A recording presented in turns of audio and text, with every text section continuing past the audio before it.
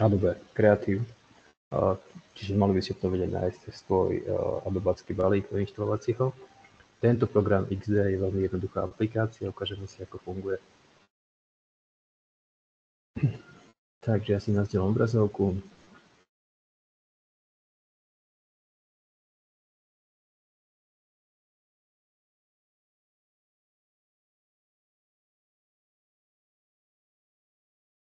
Obrazovka. OK. Tak. Čiže ja idem do XDčka, v podstate najprv si ukážem vlastne, ako funguje XDčko. XDčko je veľmi jednoduché prostredie. Klasicky, keď otvorím nový program, nový dokument, tak by na výber zvoliť si súbor, respektíve veľkosť formátu alebo artboard, v ktorom chcem pracovať. Sú prednastavené formáty, že chceme robiť aplikáciu alebo jednoduchú aplikáciu pre iPhone, možno web stránku, ktorá bude pozerateľná na počítači alebo jednoducho iné formáty, ktoré sú k dispozícii, plus vlastne môžem si nastaviť vlastný formát. Ja si zvolím úplne klasický formát dokumentu 1920 na 1080. V podstate vytvoril som nejaký artboard, nič tam ešte nie je spravené. Ja vlastne teraz si jednoducho podpíšem tú pracovnú plochu, ktorú mám pred sebou. Tento program je naozaj jednoduchý a vychádza z klávesových skratiek, ktoré sa používajú v celom balíku Adobe. Čiže keď potrebujete napríklad skopírovať alebo vlastne niečo posunúť a podobne, čiže tam sú rovnaké klávesové skratky. Ak chcem teda kopírovať nejaký dokument, tak si len kliknem, podržím klávesu Alt, a držaním ľavého tlačítka a podržaním Altu si vlastne vytvorím kópiu. Keď chcem použiť napríklad ručičku, použijem medzerník, a vtedy sa orientujem v rámci svojho dokumentu. Ak chcem použiť lupu, tak klávesová skratka je Ctrl medzerník. Ak chcem sa priblížiť, Ctrl medzera, vtedy je lupa plus. A ak pridám ešte k Ctrl medzerník aj Alt, tak vtedy sa viem oddialiť. Čiže by som sa vedel orientovať v svojom dokumente, tak potom mám základné tie klávesové skratky. Tak. Program XD funguje v dvoch základných režimoch. Tu mám 3 záložky, ale v podstate vidíte, že iba tie prvé dve sú nejaké zmysluplné a dodávajú to nejaký ten skill alebo nejaké tie možnosti použitia. Prvé je design, ďalšie je prototype a potom share, samozrejme to je len zdieľanie. Tak, v tomto režime design v podstate ja vytváram vizuál, vytváram vlastne, čo ten človek vidí, kde sa čo nachádza, ako to vyzerá, akú to má farebnosť. Môžeme si vytvoriť, vlastne teraz mám vytvorený iba artboard, čiže vlastne len pracovnú plochu. A ja si na ňu umiestním ľubovoľný tvar, tak si umiestním veľmi jednoducho tento obdĺžnik. Čiže si ho zvolím do základných tvarov a ja si ho tu vytvorím. Samozrejme, keď držím klávesu Shift, tak ten obdĺžnik bude vlastne štvorec, lebo to bude proporčné. Na tej pravej strane mám nástroje, s ktorými môžem s týmto objektom, ktorý som si označil alebo vytvoril, pracovať a môžem ho deformovať na farbu veľmi jednoducho. Čiže mám označený obdĺžnik, tu vidím, že mám možnosť zmeniť výplň, ja už zmením na červenú, okraj môžeme dať na modrú farbu, šírku okraja dáme napríklad 5 bodov, tak. A ešte si môžem určiť, ten okraj bude vnútorný, vonkajší alebo v strede na tú cestu, či budú rohy zaoblené alebo nie, alebo to môžem spraviť veľmi jednoducho pomocou definovania týchto ovládacích prvkov na tom štvorci. Tak, čiže tu si môžem si vytvárať základné tvary, môžem s nimi manipulovať, môžem si vytvárať tvary, ktoré sú robené jednoduchým perom, čiže vlastne nejakým bezierom, môžem dobiť text a môžem samozrejme pridávať ďalšie pracovné plochy. Okrem toho, ja si môžem samozrejme kontrolovať, čo mám na tej svojej stránke, forme vrstiev a samozrejme potom pomocou v rámci určitých možností môžem použiť aj knižnice alebo nejaké rozširujúce moduly. Tak, mám teda vytvorený artboard, mám na ňu vytvorený základný tvar a ja si teraz tento artboard skopírujem. Hej, je veľmi dobré alebo ideálne si tie artboardy kopírovať kvôli tomu, že nebudete vytvárať viacej veľkostí danej aplikácie, tým pádom sa nám nebudú prispôsobovať vášmu zariadeniu a tie objekty vnútri nebudú meniť za každým, keď skočíte na nový artboard, svoju veľkosť. Čiže to nebude stále skackať. Urobím to veľmi jednoducho, kliknem si na názov toho artboardu, tlačím klávesu Alt a potiahnem si kópiu vedľa. Prečo som to spravil? Za prvé preto, lebo mám teraz jednotnú alebo univerzálnu veľkosť toho artboardu, a za druhé preto, lebo vlastne obidva tie artboardy poznajú ten objekt, ktorý je tam vytvorený, lebo vznikol kópiou, hej, má tie isté parametre. A to mi dovoluje jednu krásnu vec, a to je animovanie. Hej.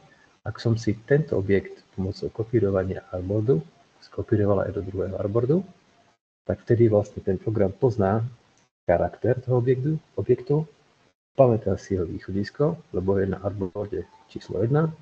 A teraz ja keď mu dám nejakú vlastnosť alebo pozíciu na artboarde 2, ja ho môžem aj zmenšiť,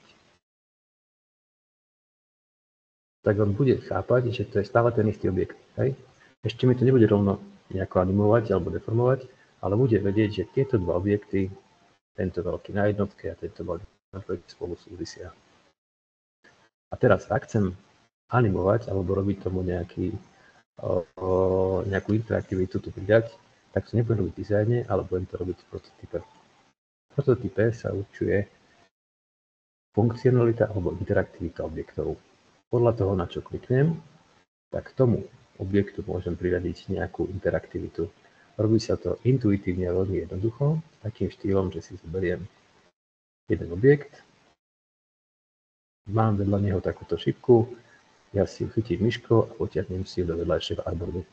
Veľmi jednoduchým ťahaním som vlastne urobil to, že keď som natiahol cestu toho tvorčeka na druhý artboard, tak vedľa sa mi ukázala vlastne tá funkcia, ktorá má byť.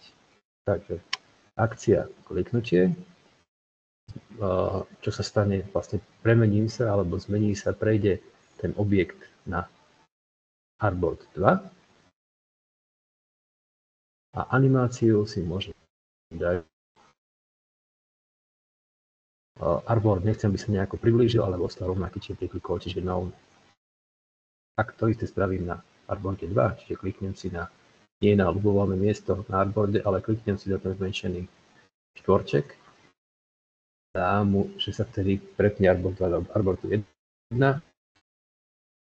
tak vtedy jednoducho, keby sa mi interaktívne po kliknutí na malý štvorček sa opäť vrátim na artboard 1.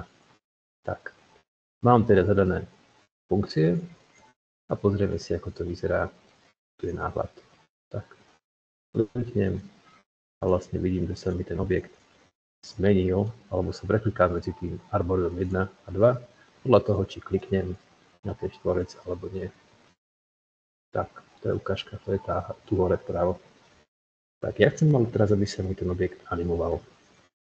Čiže robím to tak, že jednoducho do tej akcie, ktorú mám, nebudem dávať animation no, ale dám si tam dissolve.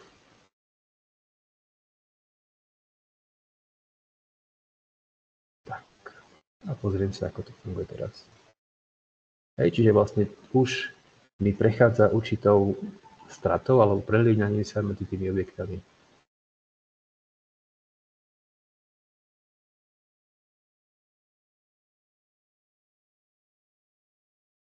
To spravím ešte takto. Čiže pri akcii si dám auto animate. Čiže jednoducho on medzi prehodením sa z jednotky do dvojky auto animuje objekty, ktoré sa v nich nachádzajú.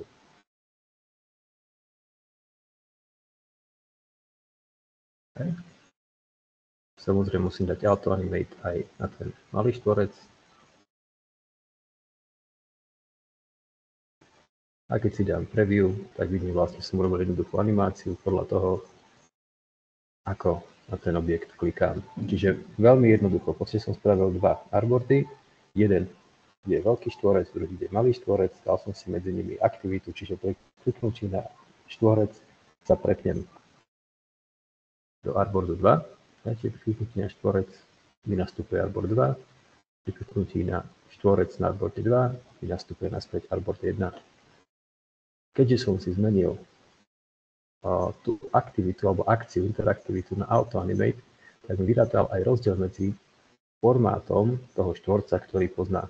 Keby som tam vytvoril na artboard 2 úplne nový štvorec, tak on si ho nespojí a jednoducho takúto animáciu alebo zmeny toho istého štvorca vytvoriť nevie.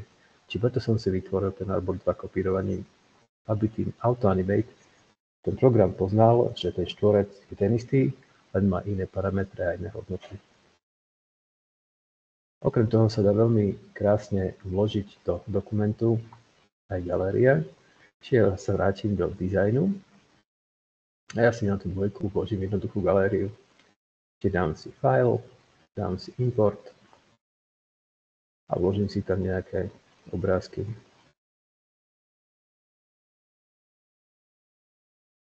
Pozriem si, čo tu mám. Takto.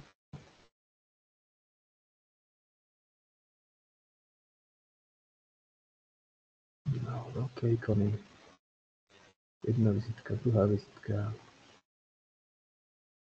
Import. Hej. Ja si tie obrázky presuniem sem do Arbor 2 a on mi hneď ponúka tým, že môžem dva objekty obmedziť ich viditeľnosť. Nie ani zmenšiť ich, ale urobiť z nich galériu. Tak v tejto pozícii. Čiže fixnúť pozíciu pri rolovaní a hneď nad tým sú takéto ikonky, čiže zmeniť tzv. Okno viditeľnosti pre tú galériu. Čiže ja si dám tú prvú ikonku a zavriem tú galériu tak, aby som videl naraz iba jeden obrázok. Hej. Ale dám si, aby som videl vlastne samotnú celú jednu fotku. Tak. A to je krásna vec, lebo v podstate ja som teraz povedal programu, že chcem z týchto obrázkov, ktoré som tam vložil, všetkých vytvoriť priestor, z ktorého bude viditeľná iba tá časť, ktorú som ponechal. A chcem, aby sa vlastne všetky tie ostatné veci tam nachádzali a ja som sa mohol medzi nimi rolovať horizontálne. Hej? Ak by som tam mal obrázok aj nad tým, aj pod tým, tak sa dá v galérii posúvať vlastne v slajdovaní do všetkých strán. Čiže si to ukážeme. Veľmi jednoducho funguje stále to, čo som tam urobil. Čiže jednoducho, keď si kliknem na ten štvorec, tak sa prepínam medzi stránkami a štvorec sa mi animuje. A na tejto stránke sa mi nachádza galéria, ktoré ja môžem veľmi jednoducho slajdovaním myšou listovať medzi obrázkami, ktoré v tej galérii sa nachádzajú. Všetko si ešte ukážeme, vyskúšame aj na praktických zadaniach, čiže len veľmi jednoducho, keď budete mať čas a chuť vyskúšať si doma XD, ktoré je úplne nutné si nainštalovať a vyskúšať si veľmi jednoducho tam vložiť galériu plus animovanie nejakého jedného základného tvaru. To si